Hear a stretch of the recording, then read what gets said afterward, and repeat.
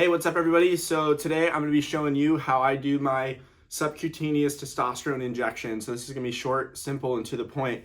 I was born with Klinefelter syndrome, so my body doesn't make testosterone. So I have been using artificial testosterone since I was 13, so 24 years now.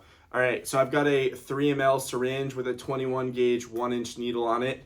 I've already cleaned the top of the bottle. I used to use an 18 gauge to draw, but using a 10 ml bottle, it pokes a massive hole into the rubber, and over time that hole can have bacteria that goes in it and all that good stuff, so I stay away from that. So this is super simple for me. I've been doing this for a really long time, so it's not very hard to just draw up my testosterone. That's done. Pull the testosterone out of the needle, the tip of the needle, put the needle cap back on, twist it off. I use Lure Lock, so it's a 3 ml syringe with a 21 gauge 1-inch to draw, and then I use a 5/8 25 gauge to inject. So I'll put that on there before I push the air out or anything. I'm gonna do this, and I have a Band-Aid scar, so I do my injection. I usually put Band-Aids on it, but now I'm not going to. So 2 inches, 1 to 2 inches away from the belly button into the fat. And I'm gonna just clean a really big area so I can go kind of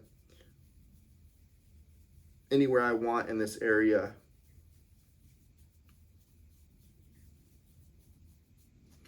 All right, so one of the biggest things about alcohol, not to wave on it, not to touch it, just let it dry naturally. As that dries, cap off.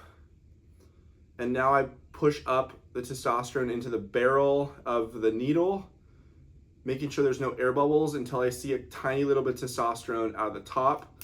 Sometimes there'll be some air bubbles, so I will just tap it, gently push on it, and it's ready to go. So one of the biggest things is in the syringe itself, you do not want any air bubbles, so you're not injecting air into your stomach. So yeah, that's that. I feel like the alcohol is almost dry. I hold the syringe just like this. I kind of just figured out, taught myself how to brace it at the top and then to use my pointer finger to inject. Subcutaneous is a 45-degree angle.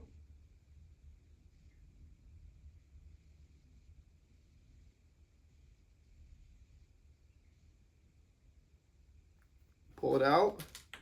And I use a little bit of a tissue just to hold it on there. I kind of held my breath,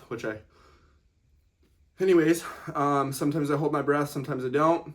Yeah, so that's that. Hopefully you enjoyed this subcutaneous testosterone cyprinate injection, and we'll talk to you all soon. Have a great day.